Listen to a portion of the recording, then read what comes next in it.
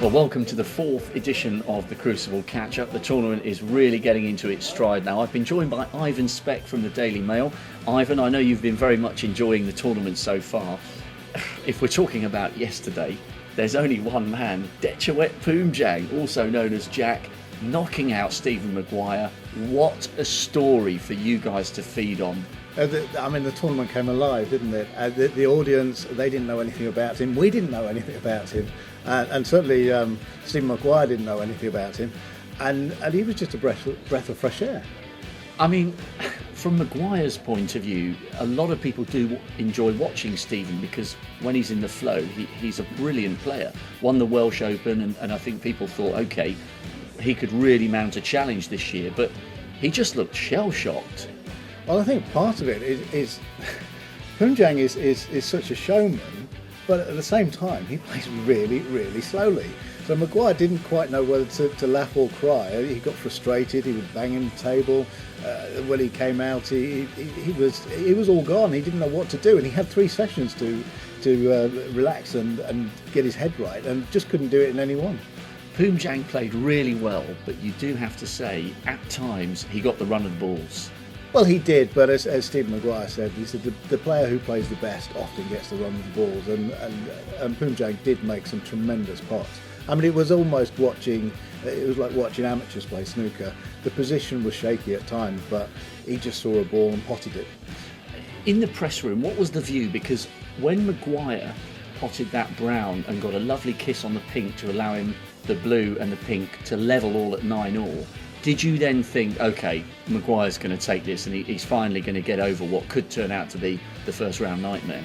Yes, we all did. We all thought that Poomjaeng had his chance and that it wouldn't turn out right for him. But I mean, in the last frame, I mean, it was a joy to watch. He just kept potting ball after ball, and we kept thinking, well, he's going to run out of position here at some point. Little kisses here, little kisses there. And suddenly he was winning, and I mean he charmed us all here in the press conference as much as he did the audience. It was like watching Norman Wisdom play snooker. Do you think he's had his moment? I mean, he's playing Michael White, so the good news, again from a journalistic perspective, there'll be a debutant in a Crucible quarter-final. But do you think the young Welshman will bring this kind of temporary Thailand fairy tale to an end?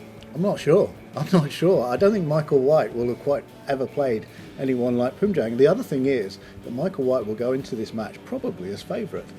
He's going to play against a very slow player. He's going to play against a crowd favourite. And I'm not too sure if he'll quite know how to handle it. Let's talk about other players just for a moment. We know all about Ronnie O'Sullivan in the top half of the draw. Yesterday we got our first glimpse of Mark Selby, the world number 1, in the bottom half of the draw, up against Matthew Seltz, making his Crucible debut. Selby looked as though he was in control there. What are your thoughts on a first viewing of the world number 1? I think it's hard to judge on that first viewing. I mean, it was more about Matthew Seltz really couldn't get himself together in the opening mini session, and Mark Selby just did what he had to do. He didn't have many high breaks, but he established a commanding lead. And for all of the top players, it's just about getting through the first round. You're comfortable then with the table, and I'm sure he'll get better from here on. Well, someone who successfully negotiated the potential first round banana skin was Ali Carter, getting across the line quite comfortably actually against Ben Wollaston, and of course inevitably now and in the press conference all the questions to Ali Carter weren't really about his win over Ben Wollaston, it was about the match to come with Ronnie O'Sullivan.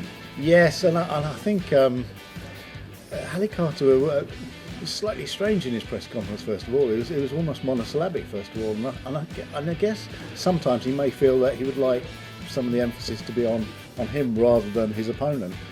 But he's a very, very capable player.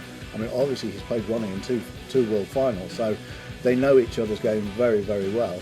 And while Ali's not had the best of seasons, we still haven't yet seen Ronnie under real pressure in this tournament. Do you think it's unfair actually that so many of the questions for Carter were about Ronnie? Because in his own right, you know, he's overcome a well-publicised battle with Crohn's disease. 18 months ago he was on the verge of retiring from the game, and he's shown a lot of character actually to get back to a point where he is considered one of the best players in the world, and yet constantly it's always about what can you do against Ronnie O'Sullivan.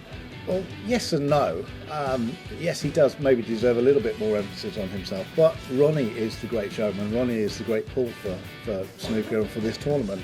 So naturally the media focuses on what the general public is talking about, and general public will talk about Ronnie and Poomjaeng.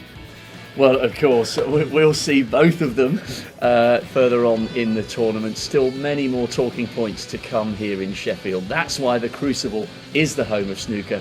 We'll have more for you tomorrow.